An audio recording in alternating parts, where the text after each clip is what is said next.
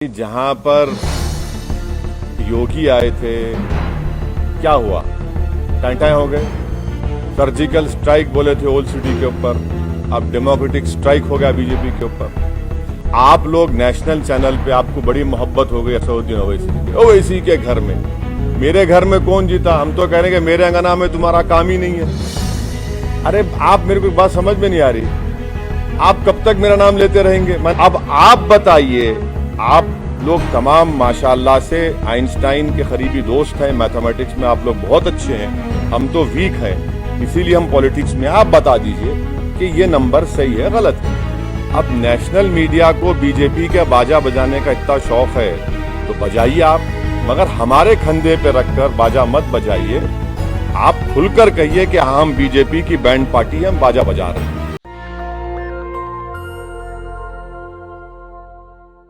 और साथ ही साथ मैं बताना जरूरी समझता हूं आप तमाम को कि पुराना पुल डिवीजन से राजमोहन चौथी मर्तबा एमआईएम पार्टी के म्युनिसिपल कॉरपोरेटर के तौर पर जीते हैं। कारवान से हमने स्वामी यादव को टिकट दिया था राजेंद्र यादव साहब की जगह पर, उनको कामयाबी मिली। तो ये हमारी परफॉर्मेंस था जिसको मैं समझता हूं कि मैं इससे मुतमईन हूं। और हमारा जो, अगर आप बोलेंगे कि स्ट्राइक रेट है 51 म्युनिसिपल वार्ड्स में, ये हमारा मैं समझता हूं कि सबसे बेहतरीन स्ट्राइक रेट रहा है। अब आपका जो बुनियादी सवाल होगा कि बीजेपी भी जीती, यकीनन बीजेपी जीती है और ये अवाम का फैसला है। और हमारी कोशिश ये होगी कि हम जमहूरी तरीके से बीजेपी से मुकाबला करेंगे और हमको पूरा यकीन है कि इनकी बढ़ते हुए कामयाबी के कदम को इंशाअल्लाह ताला हैदराबाद की आवाम, बल्कि पूरे तेलंगाना की आवाम इसको रोकेगी। और मुझे ये भी कहना पड़ेगा कि तेलंगाना में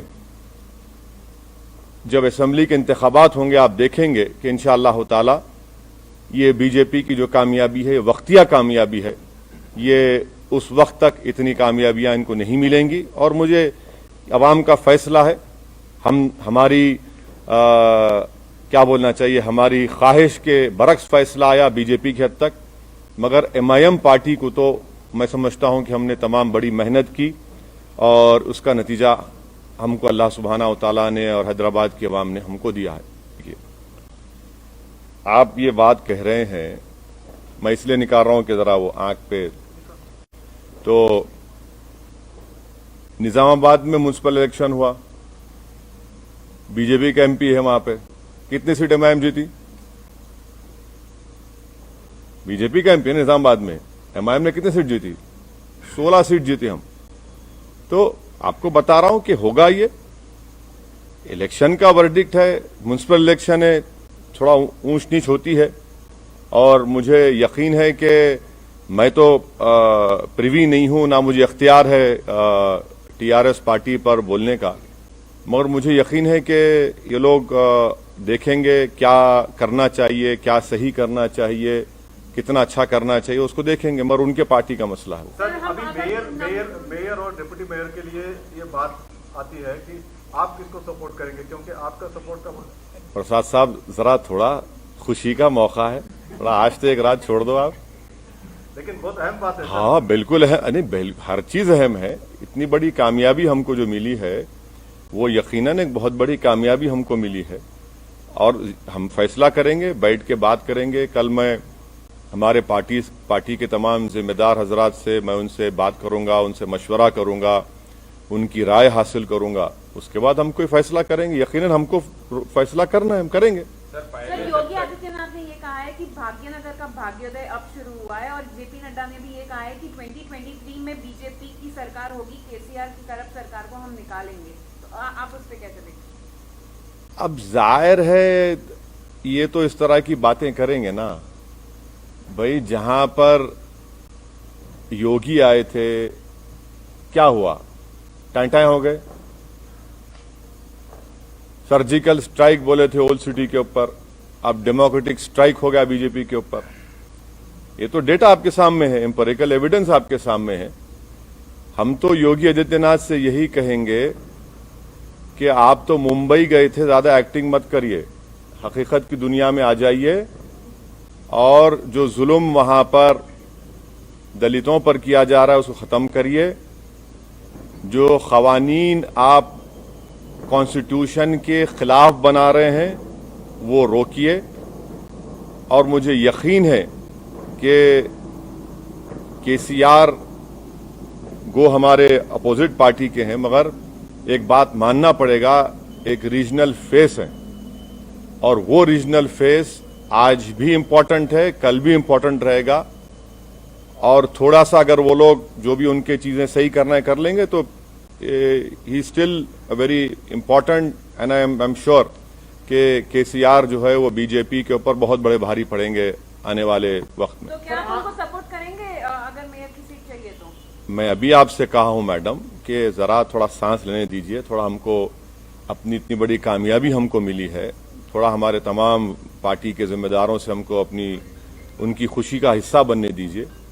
और कल सुबह में हम तमाम पार्टी के हमारे जिम्मेदारों से, एमएलएज हैं, एमएलसीज हैं, सीनियर हमारे पार्टी के लीडर्स हैं, उन तमाम से बात करेंगे, मशवरा करेंगे और जो भी फैसला होगा आप तक पहुंचाएंगे। सर, आपने अपने घर हैदराबाद से अपील की थी जब चुनाव प्रचार कर रहे थे कि बीजेपी को यहाँ पर कंप्लीटली रिजेक्ट किया जाना चाहिए, लेकिन आप ही के घर में बीजेपी नंबर कहाँ देखिए, आप लोग नेशनल चैनल पे आपको बड़ी मोहब्बत हो गई असदुद्दीन ओवैसी के, ओवैसी के घर में। मेरे घर में कौन जीता? हम तो कह रहे हैं कि मेरे अंगना में तुम्हारा काम ही नहीं है। अरे ना, आप देखे सुनिए, आप बताइए, चलिए मेरे घर में कहाँ जीते? आपने कहा नहीं आप नहीं, सुनिए एक बात सुनिए। आप जब कह रहे हैं तो आप बताइए कौन सी जगह पर। हम तो जहां योगी गए वहां हराए, जहां अमित शाह आए वहां हारे। आपने कहा था पुराने शहर में सर्जिकल स्ट्राइक करेंगे, हमने कहा डेमोक्रेटिक स्ट्राइक करेंगे, डेमोक्रेटिक स्ट्राइक हो गया। अब नेशनल मीडिया को बीजेपी के बाजा बजाने का इतना शौक है तो बजाइए आप, मगर हमारे कंधे पे रखकर बाजा मत बजाइए। आप खुलकर कहिए कि हम बीजेपी की बैंड पार्टी हैं, हम बाजा बजा रहे हैं। हम आपसे कहना चाह रहे हैं कि हमारे घर में बीजेपी का जो पोजीशन था वो क्या है आप देख लीजिए। हम आपको फिर से कह रहे हैं कि हैदराबाद पार्लियामेंट सेगमेंट में 44 म्युनिसिपल डिविजन्स हैं। 5 साल पहले भी हमने 34 पर लड़ा था, 33 जीते थे। इस बार भी हम 34 लड़े हैं, 33 जीते हैं। अब आप बताइए, आप लोग तमाम माशाअल्लाह से आइंस्टाइन के करीबी दोस्त हैं, मैथमेटिक्स में आप लोग बहुत अच्छे हैं, हम तो वीक हैं, इसीलिए हम पॉलिटिक्स में। आप बता दीजिए कि ये नंबर सही है गलत है। तो इसमें तो नहीं था ना कोई लाइन्स हमारा। नहीं, इसमें नहीं था। तो क्या थैंक यू। बीजेपी को रोकने के लिए जैसे आप वकालत करते हैं तो क्या आगे हाथ मिला सकते हैं? क्योंकि जो ये आंधी है, जैसा बीजेपी, आप आंधी बोलते? हाँ, बीजेपी आसमान देखिए कितना साफ है, इतना अच्छा मौसम है, ना हवा। देखिए सुनिए, ये लफ्ज आंधी का क्या मतलब? नहीं, अरे भाई, अगर आंधी होती तो एमएलसी क्यों हार गए महाराष्ट्र में? महाराष्ट्र में हार, अरे ठीक नहीं जी, अरे भाई आवाम का फैसला है, मगर जरा अल्फाज का इस्तेमाल जो है ना, जरा उसके ऊपर देख कर करिए। आंधी कहाँ आंधी है भाई? अरे भाई, तूफान आपके सामने बैठा हुआ है, आप कहाँ आंधी की बात कर रहे हैं? सर, अब चार मीनार की तो बात हो गई, क्या आप कोलकाता के हावड़ा ब्रिज पर कूच करेंगे सर? नहीं, इलेक्शन लड़ना तो प्रसाद साहब मेरे लिए जरूरी है।